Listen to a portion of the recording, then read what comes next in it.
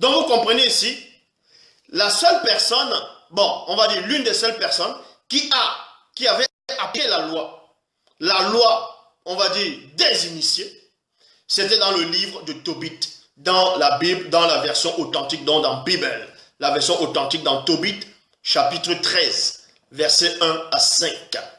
C'est l'histoire de Nyengene. Nyengene, qui est le fils de Sangwa Brahma. Nyengene, donc, Nyengene, en fait, il était prévu qu'il épouse une femme, donc une fille, une belle femme, initiée, qui s'appelait Wonje. Wonje qui veut dire reine. Wonje, ça veut dire reine, et Kinye, ça veut aussi dire reine. Donc, il devait épouser Wonje. Et les parents de Wonje étaient très riches. Donc, et Nyengene avait été accompagné par un puissant veilleur dans Munganga. Mais il ne savait pas encore que c'était un puissant veilleur. Et voici ce qui va se passer. Il y a eu la nuit des noces, il y a eu le démon le démon familier qui tuait les maris, et ainsi de suite. Ça, j'avais déjà fait l'enseignement. C'est dans la version authentique. Bon, par rapport à la nuit de noces, par rapport aux noces, au festin des noces, vous allez comprendre que c'est le père de Wonje, donc le père de la fille, qui va plutôt donner les présents, les richesses à son futur gendre. Donc, dans Tobit, chapitre 13, verset 1 à 5, il est dit, et Paka demanda à sa femme de faire cuire beaucoup de pain. Il alla choisir 2 bœufs et 4 béliers dans son troupeau, et il en fit apprêter la viande. Ainsi commencèrent les préparatifs de la fête. Quelle fête? La fête du mariage de sa fille. Vous voyez? C'est le papa qui marie sa fille, qui va apprêter, qui va faire tuer quelques animaux, c'est-à-dire pour pouvoir les manger, faire la fête, festoyer. Or, à l'heure actuelle, il n'y a que les non-initiés corrompus qui vont dire non.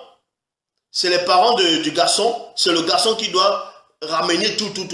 Non, le papa avait compris, il faisait tout ça uniquement pour sa fille, pour le bonheur de sa fille, pour la protection de sa fille. Et Paka appela Nyengene. Nyengene, c'est qui? C'est son futur gendre.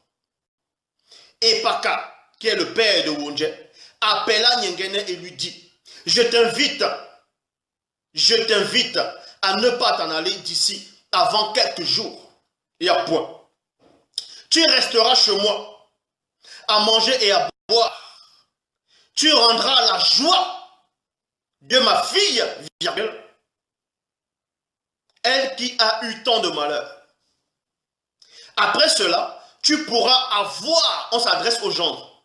C'est le papa de la fille qui s'adresse à son gendre. Il dit, après cela, tu pourras avoir la moitié de ce que je possède et tu retourneras en bonne condition chez ton père. Point. Verset 5. L'autre moitié de mes biens, vous, c'est-à-dire à lui et à sa fille, vous reviendra quand nous aurons quitté le visible, ma femme et moi. Aie confiance, mon enfant.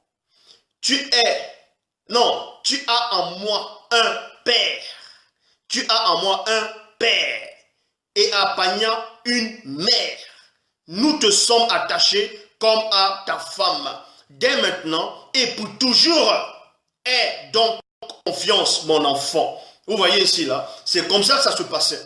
Donc, le papa de Paka, plutôt le papa de Wonje, c'était des initiés. Et maintenant, c'est un autre garçon qui vient, un autre initié, qui vient épouser les filles. Ce qui se passe, c'est quoi? En tant qu'initié, il n'y a pas de frontière. En tant qu'initié, il ne va pas dire non, toi tu n'es pas de ma famille, toi tu n'es pas de mon peuple, toi tu n'es pas de ma tribu, donc je ne te donne pas mes présents, je ne te donne pas mon héritage, je ne te donne pas mes richesses. Non, les initiés ne voyaient pas ça ainsi. Ils voyaient que peu importe la tribu dont tu es issu, il n'y avait pas le tribalisme, il n'y avait pas la frontière. Ils se disaient, c'est un initié qui vient épouser ma fille initiée, il est de ma famille. C'est la famille spirituelle. Et c'était comme ça qu'on éduquait les gens, l'initiation. C'était ainsi. Donc ça voudrait dire, Epaka maintenant, il va donner, on va dire la moitié de ses biens à son futur gendre. À son futur gendre qu'il va considérer comme son propre fils. Il va dire, va avec ma fille. C'était comme ça que ça se produisait. C'est-à-dire que la fille va aller en mariage, elle ne va pas aller se débrouiller en mariage. On ne va pas l'envoyer au marché, vendre au marché. On ne va pas l'envoyer aller ménage à gauche, à droite. Non. Puisque le père envoie sa fille en mariage, donne sa fille en mariage, déjà avec des présents, avec des richesses, pour que sa fille soit à l'aise, pour que sa fille soit heureuse. C'est comme ça que ça se produisait. Mais maintenant en Afrique, ce n'est pas ça qu'on voit.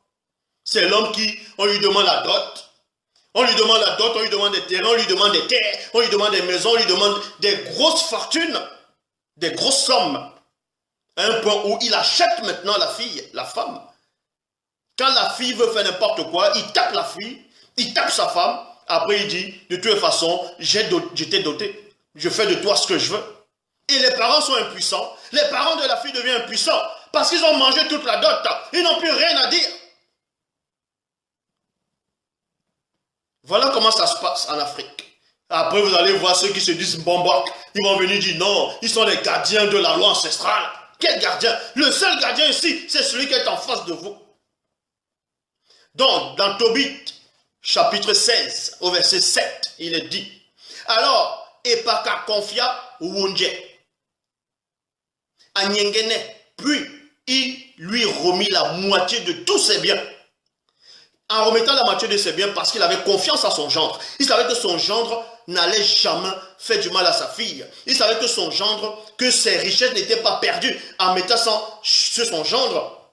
Parce qu'il savait que son gendre était un initié. Et les initiés ne se comportent pas comme les non-initiés. Alors Epaka confia à Wonje, confia Wonje à Nyengene. Puis il lui remit la moitié de tous ses biens. Les hommes, non, des hommes et des femmes de main. Vous voyez, des hommes et des femmes de main. Ça dit quoi? Les riches à l'époque, quand un riche envoyait sa fille en mariage, c'est lui qui faisait les préparations, tout. Donc il mettait sa fille à l'aise. Et maintenant, quand sa fille va en mariage, la fille ne va pas toute seule. Elle va avec les serviteurs, bon, on ne va pas dire les serviteurs, elle va néanmoins avec les femmes de ménage, avec les hommes de ménage, toujours pour servir sa fille. C'est comme ça. Donc si c'est un puissant, si c'est un président, il va envoyer sa fille en mariage et sa fille aura toujours les gardes du corps dans son mariage. Non seulement pour la garder elle, et garder aussi son mari. C'est comme ça qu'on faisait. Donc, alors Epaka confia Wonje à Nyengene, puis lui remit la moitié de tous ses biens, des hommes et des femmes de main, des bœufs et des moutons, des ânes, des chevaux et des chameaux, des vêtements, virgule, des objets divers et de l'argent, non pas pour la dot. C'est précisé ici dans la version authentique originelle, non pas pour la dot. Donc, parce que sa fille est aisée, un homme riche initié, quelqu'un qui était à l'aise, initié, il a sa fille a un train de vie, sa fille vit bien, vous voyez, comme une princesse. Il ne veut pas que sa fille aille en mariage et devienne femme de ménage là-bas. Non, il ne veut pas. C'est pas comme ça. Donc, il va accepter que sa fille aille en mariage avec un initié qui va respecter sa fille et sa fille aura toujours le même train de vie. Donc, il va même prendre des hommes de main, il va prendre des richesses, des présents pour que sa fille reste toujours dans l'état où elle était avec son propre père et sa mère.